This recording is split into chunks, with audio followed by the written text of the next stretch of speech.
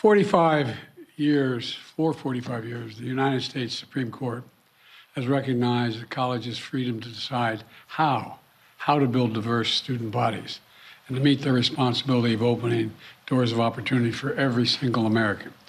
In case after case, including recently, just as a few years ago in 2016, the court has affirmed and reaffirmed this view, that colleges could use race not as a determinative factor for admission, but as one of the factors among many in deciding who to admit from a already qualified pool of applicants. Today, the court once again walked away from decades of precedent and as the dissent has made clear. The dissent states in today's decision, quote, rolls back decades of precedent and momentous progress, end of quote. I agree with that statement from the dissent. The court has effectively ended affirmative action in college admissions, and I strongly disagree with the court's decision. Because affirmative action is so misunderstood, I want to be clear, make sure everybody's clear about what the law has been and what it has not been until today. Many people wrongly believe that affirmative action allows unqualified students to be admitted ahead of qualified students. This is not how college admissions work. Rather, colleges set out standards for admission, and every student has to meet those standards. Then and only then, after first meeting the qualifications required by the school, do colleges look at other factors in addition to their grades, such as race. The way it works in practice is this. Colleges first establish a qualified pool of candidates based on meeting certain grade, test scores, and other criteria. Then and only then, it is from this pool of applicants, all of whom have already met the school standards, that the class is chosen after weighing a wide range of factors, among them being race. You know, I've always believed that one of the greatest strengths of America, you're tired of hearing me say it, is our diversity. But I believe that. If you have any doubt about this, just look at the United States military. The finest fighting force in the history of the world. It's been a model of diversity. And has not only made our nation better, stronger, but safer. I believe the same is true for our schools. I've always believed that the promise of America is big enough for everyone to succeed, and that every generation of Americans, we have benefited by opening the doors of opportunity just a little bit wider to include those who've been left behind. I believe our colleges are stronger when they're racially diverse. Our nation is stronger because we are tapping into the full range of talent in this nation. I also believe that while talent, creativity, and hard work are everywhere across this country, not equal opportunity. It is not everywhere across this country. We cannot let this decision be the last word. I want to emphasize, we cannot let this decision be the last word. While the court can render a decision, it cannot change what America stands for. America is an idea unique in the world, an idea of hope and opportunity, of possibilities, of giving everyone a fair shot, of leaving no one behind. We've never fully lived up to it, but we've never walked away from it either. We will not walk away from it now. We should never allow the country to walk away from the dream upon which it was founded.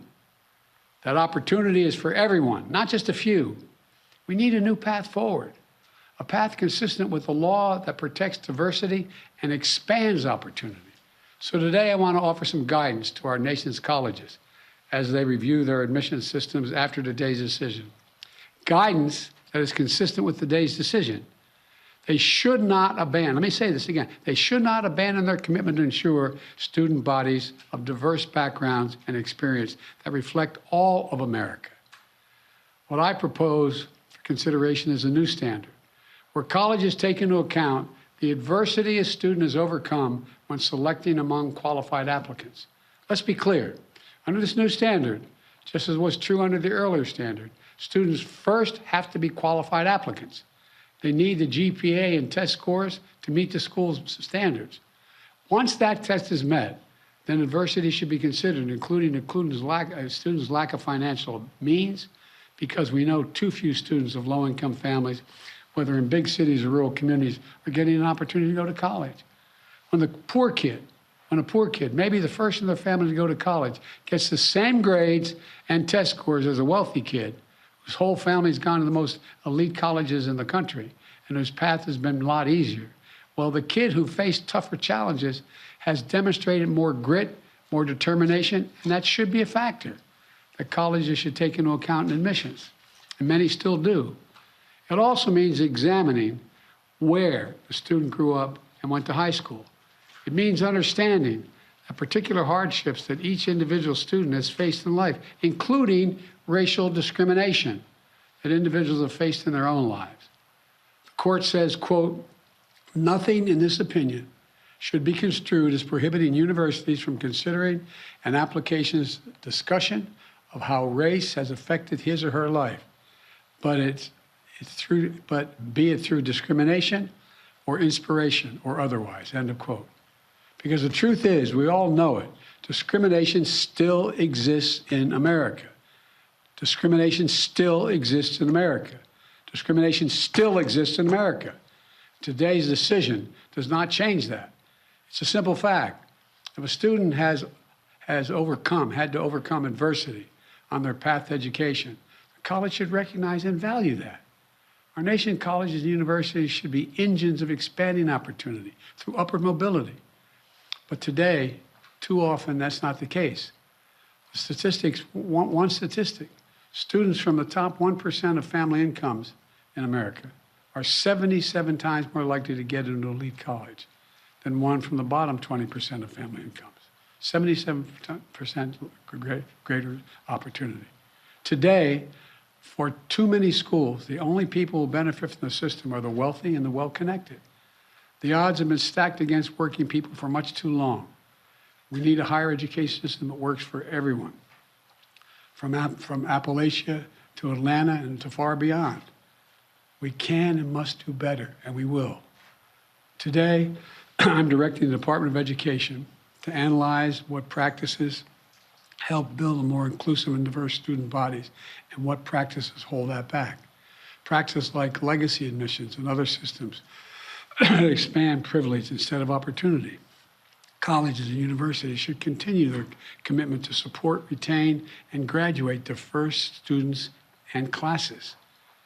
You know, and companies who are already realizing the value of diversity should not use this decision as an excuse to turn away from diversity either. We can't go backwards. You know, I know today's court decision is a severe disappointment to so many people, including me, but we cannot let the decision be a permanent setback for the country.